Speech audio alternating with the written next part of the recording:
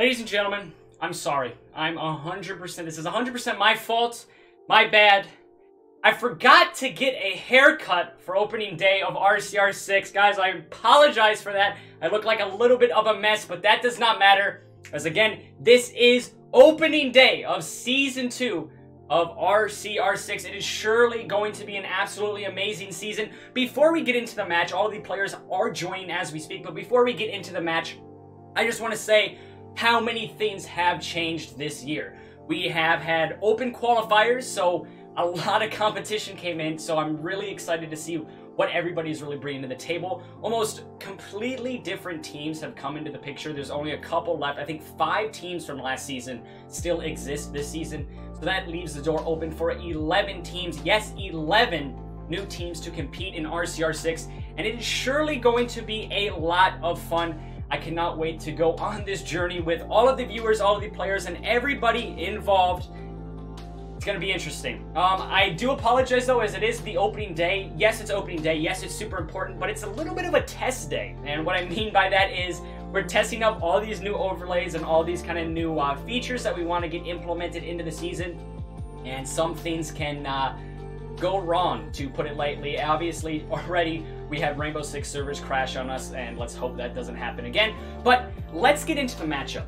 Opening day, Dirty Birds versus Ego. And this isn't the Ego you're thinking of. This is the Ego that has been completely revamped. This is a completely new team. They have picked up Wanted's roster, Wanted Esports, who competed in qualifiers. And this is a completely different Ego. This is their Ego Academy, so they aren't quite the age where they can compete in CCS and CL, but they are their academy, and they are kind of getting up to that portion, and they're a really skilled team. Dirty Birds, on the other hand, are also extremely skilled. They got very far in qualifiers, and also we absolutely know nothing about them. The things we do know, though, are the lineups. Let's take a look at those. The lineup for Team Ego is going to be Damaging, Hourly, Mr. B, Flip, and Vitali. This is, again, like I said, a completely different Ego, and all of these players came from Wanted Esports. So these guys have been working together and have been a team for quite some time. They've gotten used to each other. I think it's only been, well, I say quite some time, but quite some time is still very short. 3 weeks it's been that this Ego roster has been together. And yes, that's a lot of time, but it's not a lot of time when you're talking about a team you're competing with in a competitive Rainbow Six League. When you think of a short period of time, you're thinking maybe a month or 2. Well, these guys have just done a little bit less than 1 month, so it's going to be very interesting to see how they gel together. I know they've been working their tails off in scrims and things like that. So will that carry over into a league match? I don't know. Obviously, the nerves are high. This is the very first match that we've kind of seen in quite some time. So it's going to be interesting. Can they live up to all the pressure? Like I said all the time last year, pressure shapes legends. But let's take a look here at the lineup for Dirty Birds. Dirty Birds are going to be rocking with Imagine, Wally, Sega, Mr. Humma, and Era. So all of these guys, like I said, really haven't made their presence known. Haven't made their presence known in the Discord. They haven't made their presence known really anywhere, actually, because they're very quiet. They have kind of kept it on the down low and are hiding behind the curtain that is Rainbow Six. So they're really coming out here just to, I think, show us exactly how they play. There's not a lot we can really analyze with these teams, and that is solely due to the fact that it's opening day. And what that means is, as actually one of the players has disconnected, so unfortunate, we are going to have to be a little bit more delayed. Again, the Rainbow Six servers are a little bit of an issue today, so I apologize for that. But this is going to be very, very interesting. So it's opening day. We don't really have much to talk about with these teams, as again, it's opening day. They haven't played a league match yet. Yes, they've played scrims. Yes, they've played qualifiers, but that's a completely different environment. You can go play qualifiers as much as you want. You can go play scrims as much as you want, but it's still not going to be the same as a league match on opening day where everything is kind of stacked up against you. And something also to note is, let's take a look at those map bans as I point the wrong way. We are going to be playing on Clubhouse first. Clubhouse is one of those maps that you're either really on top of your game and you win it, or you're not going to be even close to winning it at all. It is a very kind of you're on or you're off type of map. We saw that today actually with G2 in the Pro League. If you guys are following Pro League, I highly suggest you do, as it is just very entertaining and it's also extremely fun to watch. We saw G2, one of the best team. Obviously, some people would disagree with me there, but record says they are the best team. Actually, as his chair is in the way, and actually go down today on Clubhouse. Yes, going down is a tie for them, but it is still a tie nonetheless. But then we are going to be going on the meta maps, as I put the wrong way once again, of Border and Oregon. As Oregon and Border. So meta maps at the end. Clubhouse is definitely going to be, I think, a little bit of an early prediction, but I think a little bit of a hot take. Whoever wins Clubhouse most likely is going to win the series. But all of the players have just gotten back in the match, and we are going to be getting started here. First map, I will see you guys on Clubhouse.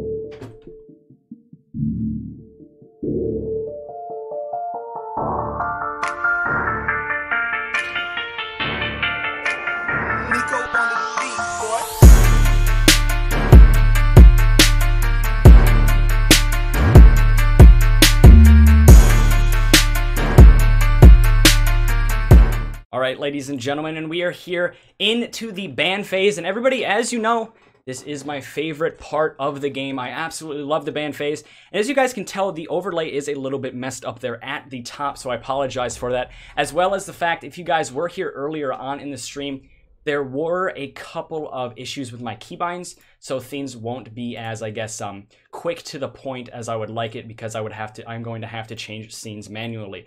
Unfortunate, but I am going to get through it, so I apologize if there's a little bit of delay here and there, but it should be all good nonetheless. And Jackal and Hibana coming off the board, that's very interesting, especially the Jackal pick. Not something you typically see, as obviously on Clubhouse it is pretty roamer heavy, but definitely getting rid of those roamers is a priority for the blue team. Getting rid of that Jackal, maybe there's something with Dirty Birds that they know that we don't, but Mira off the board. New season, same ban there, as we saw barely any Mira last season. Absolutely no surprise seeing her come off the board. But the last ban here for defense, sometimes you see a Castle actually come off the board of Clubhouse, but I'm going to probably go with a Pulse most likely. But an Echo actually coming off the board here, and just want to let him know that it is central hosted. But Echo coming off the board there, very, very interesting, as he is one of the only operators to have direct plant denial. Yes, there is smoke, but he's a little bit more entry denial. Echo is the operator to directly stop a plant. He is the only person to do that. Obviously, a bullet in the back of the head is the best way to stop a plant, but a sonic boom from an Echo drone can do that as well. So playing without an Echo here definitely will invite more plants, but the problem is on Clubhouse, most of the time you don't really see plants come down. It is actually, fun fact for you guys, it is the map in the Pro League map pool with the least amount of plants, which is very, very interesting. I don't know how I figured that stat out. I saw it when I was reading through Twitter a couple of days ago, but Clubhouse, out of all maps, is the least planted map. The only site actually we do see plants consistently, is going to be that upstairs cash room.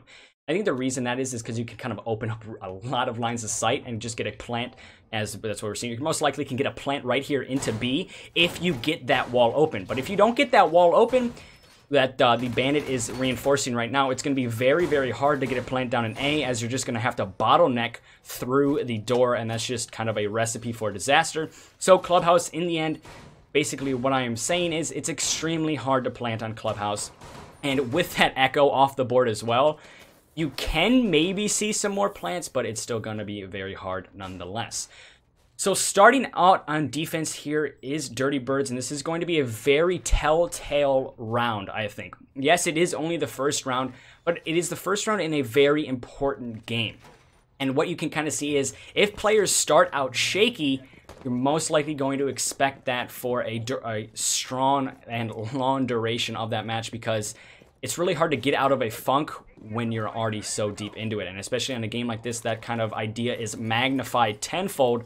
So that's something we could see. Obviously, Damaging, who was on Xeno last year, has gone to Ego and actually made a change in teams during the qualifiers. Many people We're very confused on how that happened, but he didn't. In the end, they did use a roster move to do that, but because it was qualifiers, they gained their roster move back, so technically a very smart way to kind of get past the rule, but nonetheless, they are still on the same team, and this is the ego you should expect for quite some time. Mr. B is going to lose one of his thermite charges, as that is going to be great play there from the Bandit, tricking one of them. So Thermite down to 1 exothermic charge to get open that wall. If that wall is not opened, you're almost gifting this round to the defense. So Mr. B again trying to get something going here. Just trying to figure out a way to get that kind of exothermic charge down, but literally nobody really inside the building yet. The roamers, actually not a very deep roam here from the defenders, but the roamers have not been contested whatsoever. Obviously, you do see Hourly is going to be pushing here this backside, watching a flank, but that flank is going to kind of see nothing, as a lot of the defense focus right now is on site. Nobody is really in that deep roam position, and shots are going to reel out there from Wally, securing the first kill of Season 2 onto the Capitao. That is Flip, and damaging, though, able to get a quick refrag right back onto Wally. And with that wall not open, it's going to be extremely difficult to get anything going here. Maestro Cam is going to go down. Finally, Mr. B lands that thermite charge. And just like that, a lot of pressure is going to be put onto these defenders. Bandit is going to be in the down but not outstage, so it is right now essentially a 3 versus 4. The attacking squad is looking good, but there is only a minute left, and you still have that Smoke in play. Obviously, Smoke has seen a considerable nerf with that SMG getting a very, very, very bad recoil boost. But say again, Mr. Humma, as I got to get used to the new names, and Era is able to just get another one with the C4. All of the Dirty Birds team is able to get a nice flurry of kills, and it's going to be all up to Hourly. If I want anybody in this position to clutch it out, you bet your money that I'm going to pick Hourly, as he is an extremely good fragger. Let's see what he has in the tank today. He's just going to be waiting for the angle to open up, but nobody is going to push him. Their shots are going to be riddling out from the stairs. He doesn't know exactly where they're coming from, but a pinch has already been established. He's going to have to push through that toxic smoke, and that is going to be it. Most likely the defenders are going to secure the first round. One frag does come out, though. Pistols is going to be whipped out, but it does not matter, as Mr. Humma is able to get the last kill onto Hourly. Just like that, first round of RCR6 Season 2 going to Dirty Birds. I think with that attack, there was 2 phases. In the very beginning, it looked a lot like... No, actually, I would say 3 phases. Very beginning, it looked... Everything was in favor of defense, because they stopped that exothermic charge on that, I think, that cash room wall. No, that archives wall, as well as the fact that they were just slowing down the attack. Then, once you saw the rotate to construction from the Ego team, then you started seeing some daylight for them. They really started pushing things. They started pushing the tempo and getting in the face of the defense. But then, in the end, it was frags and bullets what mattered. And Ego kind of went on the losing end very, very quickly, as 4 frags from Dirty Birds back to back to back, and leaving it all up to Hourly in a 1v4 situation. Not a very good way to go out on your first round for Ego. Obviously, they have to fix a lot of things, but there was a moment of promising, I guess, attack there from them. They're just going to have to seek a lot more of that if they're going to kind of stop this Dirty Birds defense. They don't want to give Dirty Birds a lot of confidence, because, like I said, this being a very, very big match, confidence is increased 10 times when you win, lose, get a kill, anything like that. And the same goes when you lose, and when you don't get a kill, and when you die. So confidence and kind of just the momentum of the game is very, very important today. And I think right now, obviously, Dirty Birds have the momentum, but Ego cannot let them get a hold of a lot of it. So going downstairs to, I guess, the old reliable bomb site, after the introduction of a lot of different kind of ways of playing Clubhouse, after there was a significant, I guess you could say significant or minor rework. It really is kind of just how you view it. But downstairs has become kind of the second base site, and cash room being the #1 site. So basement is definitely a lot harder to defend now, as there are those extra introduction of those second stairway into blue, or that second entrance into blue, does put a little bit more pressure on the defense. And that's why you do see this basement hold is kind of the second, and cash room is #1. So Ego, this is a little bit of a higher chance for them to kind of secure this round, as just based on numbers, this bomb site is not as reliable as, I guess, the upstairs of cash room. We're going to just see the droning coming out from this Ego team, just trying to get everybody in a position. Flip is going to be heavily watching that flank, but is then going to drop down into the oil pit and just looking down the hallway of blue. Damaging is still going to be outside. Obviously, as that thermite, you have to be extremely careful with any movement you are making. That's why you see a lot of drones and just a lot of intel, and as much intel as you can get, getting kind of distributed to the entire Ego team. So Damaging is going to be opening up one hatch there, putting a little bit of pressure onto that defensive team. But once again, the way we're seeing Dirty Birds play, not a lot of roam game. Everybody is focused downstairs onto site. Not even one person is on a different floor. The farthest person from site is going to be that Jaeger sitting here in the utility room. This is a very nice spot most of the time for a Valkyrie, but obviously Jaeger with the better gun is opting to take the, I guess, work off of the Valkyrie and just kind of sit there behind this utility, I guess.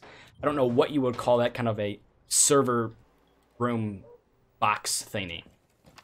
But we do see Ego kind of organizing themselves on these main stairs. Thatcher is going to be thrown out to just try to invite Damaging into that, as shots there from Mr. B are going to land onto Sega. That is going to be the Maestro off the board.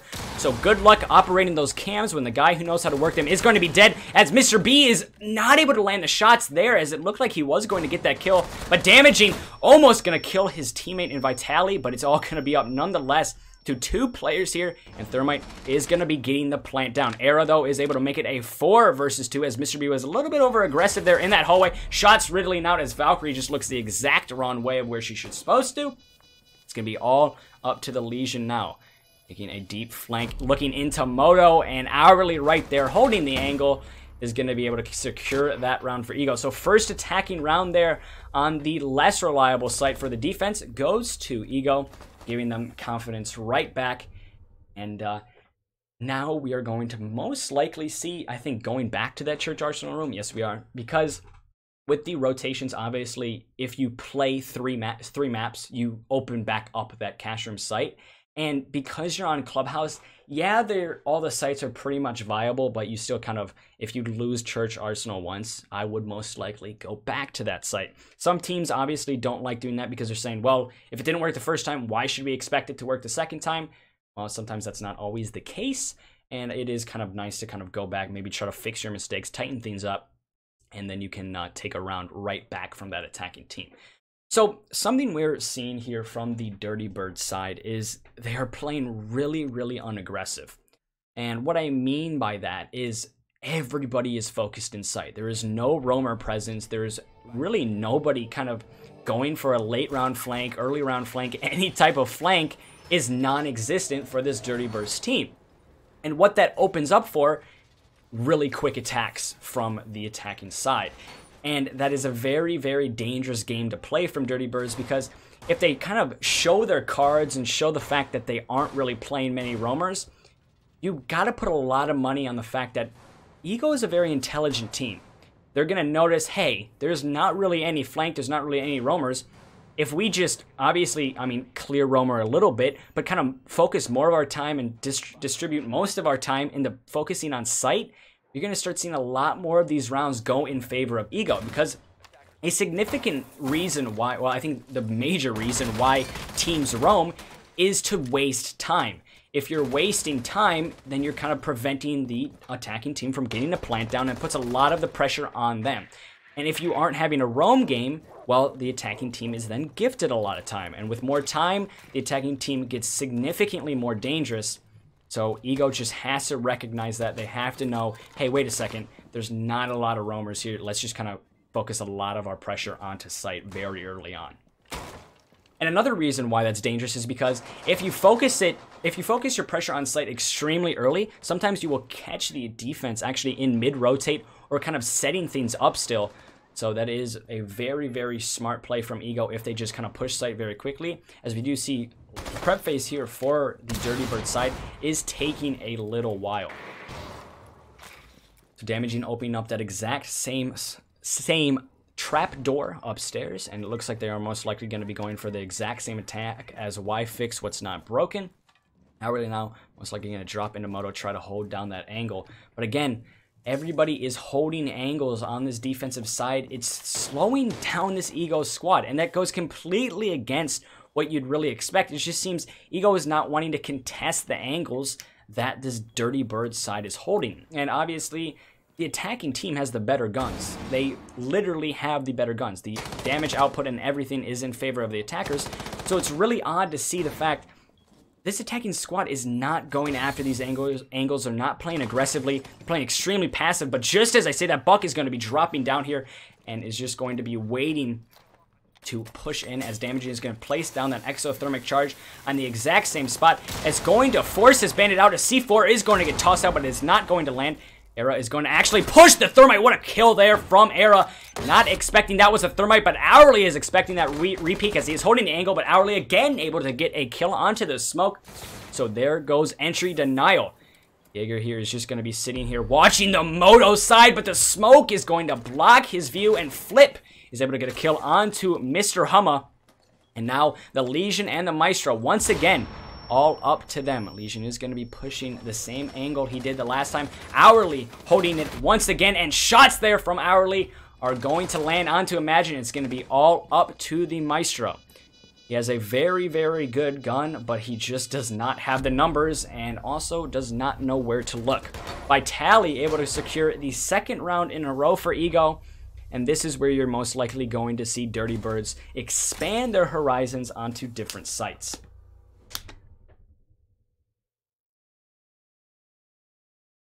And I do apologize, guys, if you do hear the water bottle in the background. Unfortunately, the co-caster I was going to cast with today had something come up, so it was a little bit of late notice. Obviously, Astro, I know, but it was a little bit of a late notice, so I apologize, guys, that solo casting is a lot harder, so you guys might occasionally hear me drink a sip of water, so I apologize for that. But going on to the round 4 here, if Ego come out with a win, they obviously secure the half once they go into the defensive side. And I think securing the half is one of the most important things in this new way of playing. And if you guys aren't familiar with it, it's been around for quite some time. Actually, it was around since, I think it's been about nine months, I'd like to say. Since the Invitational, I think it was, where they introduced the 5 attacking, 5 defending rounds. Basically, what that means is a quick recap here for you guys. Basically, what that means is the team that starts on defense will play defense 5 times, and then you will have a rotate, and they will play attack 5 times. And if there's overtime, then there's overtime. Something that we have changed this year is there is no infinite overtime. It is an overtime of 3 rounds, and some people love it, some people hate it. It is still kind of hotly debated. There might be a mid-season change to that to go back to the infinite overtime way of playing, but I do highly doubt that. But basically, what I was saying with this kind of new way of playing a 5-5, 5 attack, 5 defense, winning the half is very, very important and can help a team significantly. So if you do see Ego here kind of win 3-2 or possibly 4-1, it will help them significantly, because that means they either have to win, they obviously have to win a lot less attacking than they did defense, and defense on Clubhouse is, I think, it's based on statistics, it's a lot easier than the attack. So Ego, if they get all the hard work done here, they might be able to say, well, I mean, now it's kind of smooth sailing as the hard part is now over. But obviously, you don't want to let your foot off the gas pedal. That is probably the biggest mistake any Siege player can make. The moment you think you have won a round, won a series, or won a game is the moment you start to lose it. So as we do see here, though, Capitao is going to be sprinting in, but find his way quickly back outside, as he obviously just did not like how that room looked. But Damaging this time, as he's able to get a kill onto Imagine. I think a drone must have called that out. Very, very nice kill there from Damaging. Is able to secure it onto Imagine. There's going to be the Lesion down and Lesion off the board as the first operator. Is extremely unfortunate, as Lesion is one of those operators who gets stronger as the round goes on. But still, nonetheless, great kill there from Damaging and great communication from the Ego side. Gonna get that nice wall bane and give them the man advantage early. So Hourly here is going to be watching the flank once again. But again, this defensive squad, nobody is roaming. Nobody is on this flank. And I think that's why Ego have kind of started running away with rounds a little bit. Obviously, if we see as Vitali is able to get not 1, but 2 there as he pushes in out of nowhere. And Capitao is able to get a 3rd, and Damaging is able to get the 5th. And just as I said, Ego were starting to run away with it. Well, they definitely just sprinted away with it right there. Kill after kill after kill securing the half for Ego. And I think the major problem we're seeing from Dirty Birds, where is the roam game? It has been almost non-existent so far, and that's a major, major problem. I think the biggest thing in Rainbow Six Siege, especially on the defensive end, is a strong roam game. And the reason why I think that's so important is due to the fact if you have a strong roam game and you have confidence in those roamers, you then have more confidence in your anchors. And that means when you kind of lose those roamers early, you're thinking, all right, you know what? We still have this round because our anchors are just as strong as our roamers. So it builds confidence with the entire team. And the fact that Dirty Birds aren't really investing in any type of roam kind of puts not only a lot of pressure onto the defense very early on, but they don't have as much confidence as you would have if you're kind of having a very, very successful roam game. But again, going downstairs now, 3 consecutive losses here for this Dirty Birds side. Now they're going to be going downstairs to Church and Arsenal. Old reliable, but it hasn't been very reliable for this Dirty Birds side. They have to change something up here. They need to invest in roamers. They have brought the exact same defensive lineup every single time. There has been 0 changes, 0 discrepancies, and absolutely nothing is out of the ordinary here for this Dirty Birds side. And yes, that's good because it shows they're confident in the way they're playing, but if it's not working, there isn't really much of a reason why you would be doing that. So a little bit I think a little bit of a miscall here from the Dirty Birds side. They need to start changing things up here because if Ego secures 4 rounds on the attack, well, it's going to be it's a lot more easier to kind of get those last couple rounds on defense. So we need to see Dirty Birds pull something out here that we haven't seen yet, as this is the last defensive round. It's never too little too late in Siege, as maybe people are going to say, well, there's no point of really trying. They've already lost the half. What's the point? Well, there's always still a point there because confidence, mentality, just having those extra numbers, everything matters. So they have to just kind of change things up here, I think. And what we're seeing right now, just the way they're organized, nothing really changing here. Almost, again, exact same setup. And another problem with that is if people are watching this VOD, it's very easy play to read, and then you're going to see even more counters. Ego are already starting to counter it, and they haven't even seen a VOD on Dirty Birds. It's going to make people think, well, what if a team goes against them that is watching this VOD? They know exactly how they play. They know exactly what to expect. Counters are just going to come out almost every single time.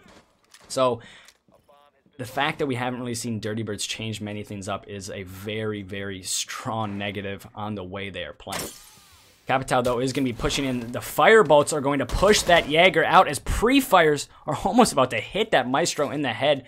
But Flip is going to be pulling out that Lesion Mine. And that Jaeger is going to be significantly low from those Firebolts, as Mr. B, though, is able to secure the first kill on to Wally. That is a smoke off the board. Huge operator. And shots there through the Maverick hole are going to land on Mr. B, escaping with his life, though. Now just waiting for an angle. Exact same way of pushing here from the attacking team, as Mr. B is able to get another kill. That is going to be the Bandit going down, as same push here from Ego is working the exact same way. Jaeger could potentially go for a late flank here, but because he is in that long hallway with Maestro, it opens up many angles onto him as well. And just like that, he is going to be going down. Sega, though, is able to secure another kill, but Damaging is able to get a kill onto Mr. Humma. I think that was with... Was that with the Twitch drone? I'm not 100% positive. But nonetheless, Ego, 4-1 here, are just starting to really get control of this match. And Dirty Birds, they're kind of looking rough. Things are not looking good for them. If you're looking at the scoreboard here, you're still seeing a couple players. Well, one player here on that Dirty Birds side with only, well, 0 kills. So things just definitely are not clicking here for this Dirty Birds side. They still have time to fix it. Do not get me wrong. You can never count a team out in Siege. It is the most fluid game on the market, in my opinion. Obviously, people can say CSGO, but we all know CSGO, some of those games are fixed. But that's not the point. All I'm saying is we've seen so many games completely flip into one person's side and then completely go onto the other team's side. So Dirty Birds are still in it. They have to fix a lot of things. They can't be as predictable. And I think maybe we'll start to see them maybe secure a couple rounds here and there. Will it be enough, though? That is the question that is only going to be answered by time. So we are going to see Ego, instead of going to the more, I guess, the more viable cash room, are going to go downstairs here to Church Arsenal first. Something that's very interesting about this Church Arsenal hold is we actually haven't really seen any push from this dirt tunnel area. And in the Glaz meta, Glazine meta, I think that was around, I don't want to actually say what season because I'm going to get it wrong. I think it was Chimera, if I'm not, no. I don't exactly remember, whatever, White Noise. When it was White Noise and you had the Glaz-Yin kind of combination, you saw everybody push from this dirt tunnel, and it was absolutely deadly. That's why you saw Clubhouse kind of get completely pulled out of the meta. Obviously, that was before the rework as well. But it was completely pulled out of the meta, and it was extremely, extremely difficult to play defense on Clubhouse. Now, Clubhouse is actually more defensive-sided, so it's very interesting, but without that kind of Glaz-Yin meta anymore, as it actually is still could easily be still a meta, but not a lot of people are using it, you won't see that push from construction as often, which is very interesting because I think as we, as kind of the round goes on, if Dirty Birds need to change things up, maybe that's something they should think about. Complete opposite here for Ego as they are investing somebody in a very, very deep roam. It's actually going to be Vitali and Flip upstairs here, just holding down this construction rotate.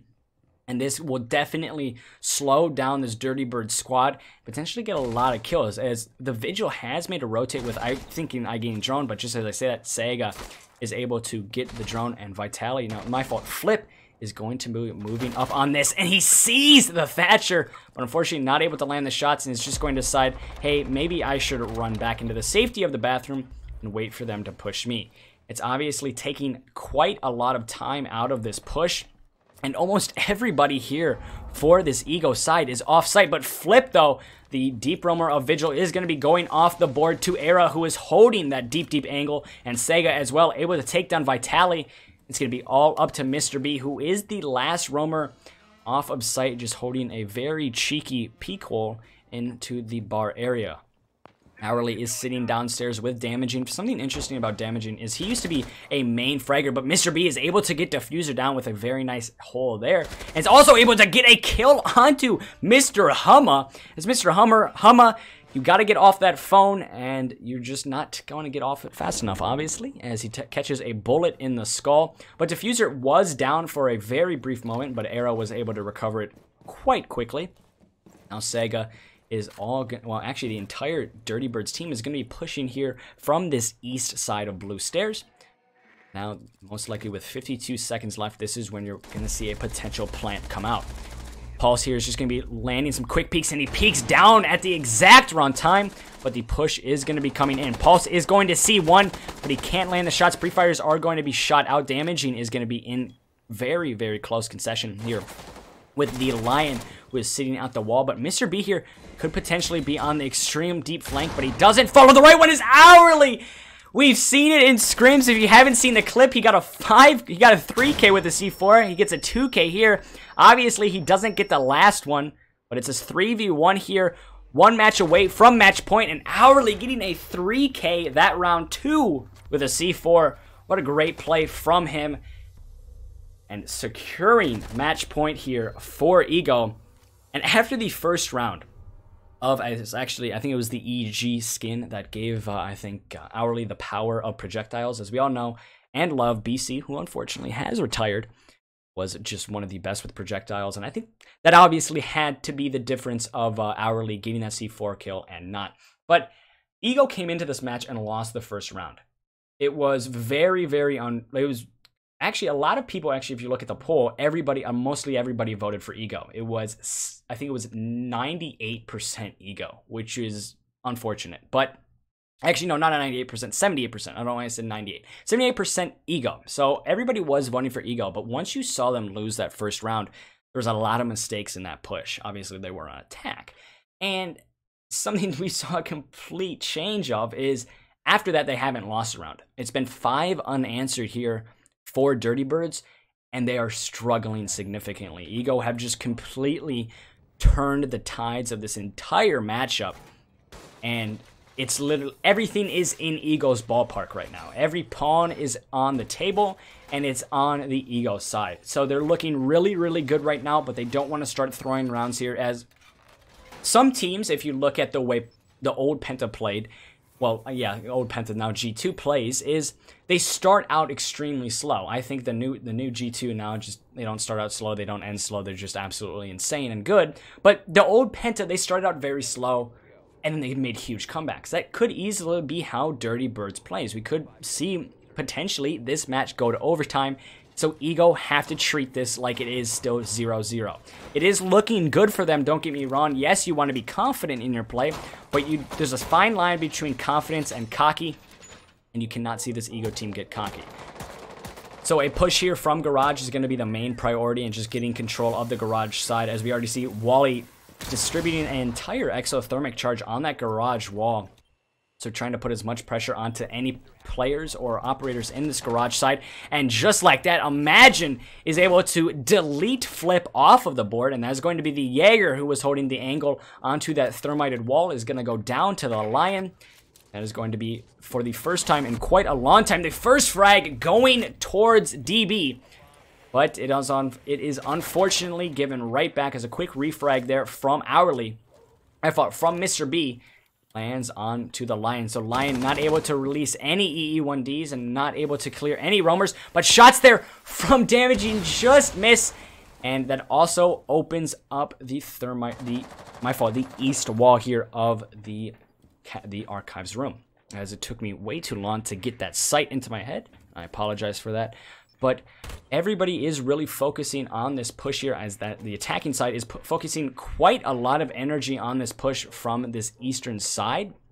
And this could invite a run out from below. Obviously, there are roamers still in check, and Mr. B does still have his C4. So if he does run out below and chuck his C4 onto that kind of east subroof, we could see quite a plethora of kills. But it does look like everybody is kind of starting to separate as Yin finds herself walking up the Garage stairs and looking into sight. Well, slowly making her way towards sight. She's going to be spotted on the Maestro cam, though, so her location is going to be given up, so it's going to force most likely a couple of defenders to rotate. But right now, the attacking team has a lot of control of sight. They are exactly where they want to be, and Damaging is trying to get this angle, and just as he moves away, but now he finally gets it, but he moves out of it. He's just going to be waiting here on this angle on the stairs. And he's going to not land the shots, tries to get the one tap, but the Yin Chargers are going to become pushing in as Damaging can't land the shots once again. But Mr. Humma is able to get a kill onto Mr. B, so that is the Bandit down. And this is definitely a battle that is taking quite a long time here for this Yin, but Yin has to push in soon, and shots aren't going to land, and Maestro now going to have to push up. As shots there are not going to land once again, but Damaging almost able to find two as two people, actually almost able to find three as two people push in, but Era is able to get right behind Vitali as he's just that silent maverick. Yes, his utility is silent, but his footsteps aren't. But unfortunately for Vitali, they were, as he just gets shot right in the back of the head, and it's going to be all up to Hourly now. Like I said before, this is who you want in these types of situations. Push is going to be coming out. Shots are going to land onto Era, and now shots onto the Ash aren't going to land at all. C4 is going to come out, potentially the defuse, but that is going to be it, as Wally from the east subroof is going to secure the second round and end the cold skid for Dirty Birds. So the difference, I think, that round from the others was Dirty Birds got a lot of control of sight very, very quickly, and they forced Ego into a corner. And sometimes when you force a dog into a corner, they're going to bite, but Ego obviously didn't bite hard enough. And Dirty Birds was able to secure their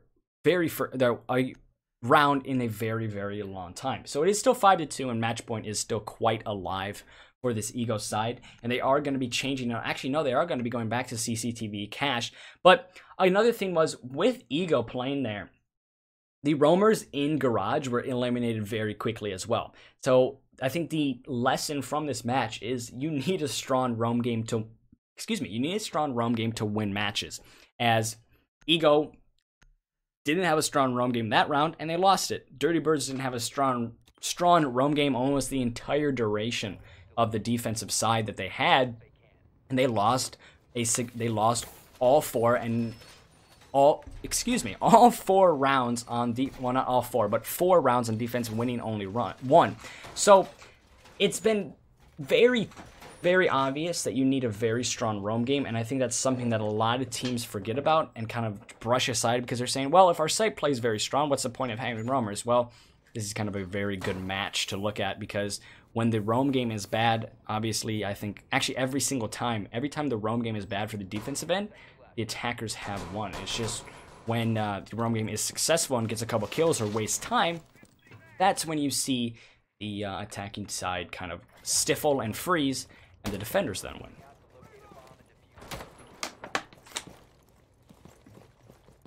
So it's a very simple concept, but still very hard to master.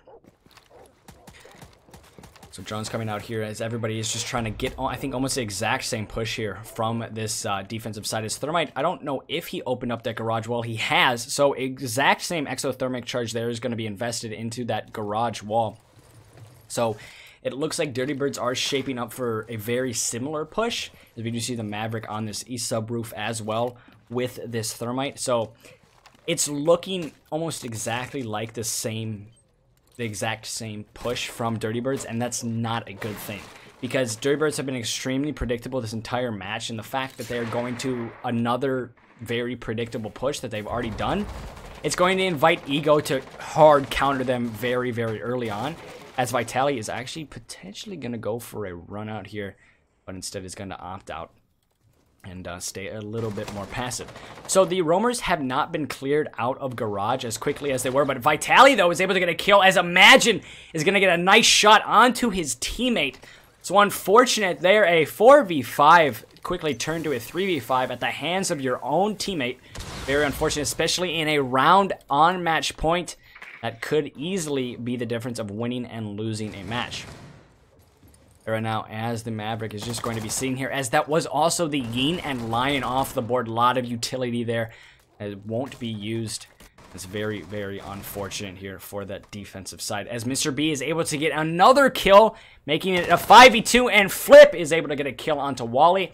It's all up to the Maverick of Era. Mr. B runs out, and everybody knows the super aggressive Scaboza. Well, Mr. B, he is very, very aggressive as well, as he just pushes, kills the Maverick, and secures the round and the map for Ego, as just like that, Ego taking the very first map of RCR6 Season 2.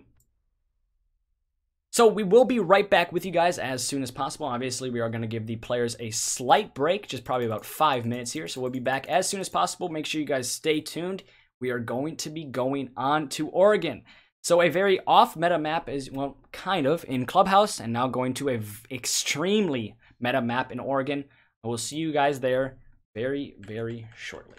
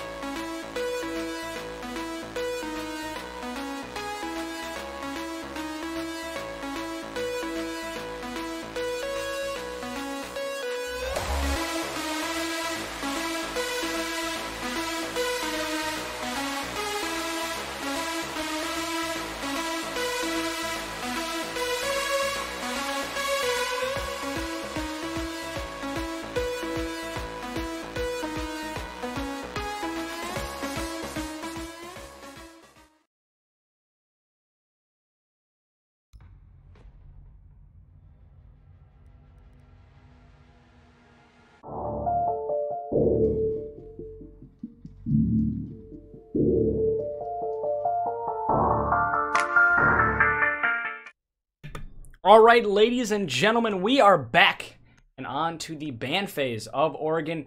Like I said before, Oregon is one of those maps that is extremely, extremely meta. So it won't be a surprise if we see very meta bans. But as I say that, Maverick off of the board here for Dirty Birds, very interesting. Obviously, I think that is solely due to the fact that Maverick was a pivotal operator for that ego side on attack.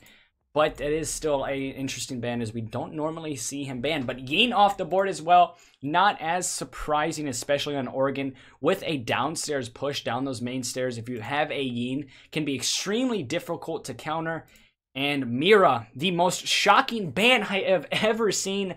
Absolutely kidding. That is extremely meta, and everybody kind of expects that, especially on a map like Oregon. But the last ban here, I'm kind of expecting a Valkyrie, as Valkyrie is extremely dangerous on Oregon, but nonetheless, it's going to be the Echo off the board. So identical, exactly identical defensive bans, but the attacking bans are a little bit different, as we are actually going to have to do a rehost because I messed up the settings. That is 100% my fault. My bad, guys. We are going to have to do a rehost. That is my bad. 100% my bad. I apologize for that.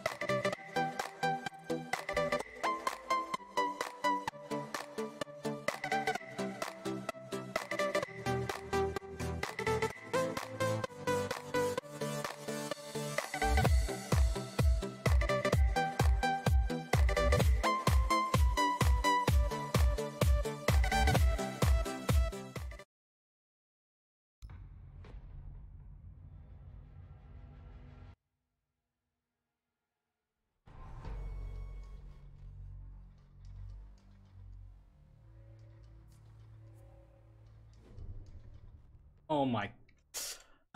Guys, we're gonna have to do another rehost, boys. One of the I can't even. I didn't even have time to switch it off into the. One of the Ego players disconnected right when we started the match, so that is unfortunate. Literally right when I hit the thing, they disconnected, and because the first round didn't start, you can't reconnect. Another rehost. Unfortunate, but just kind of what's gonna have to happen.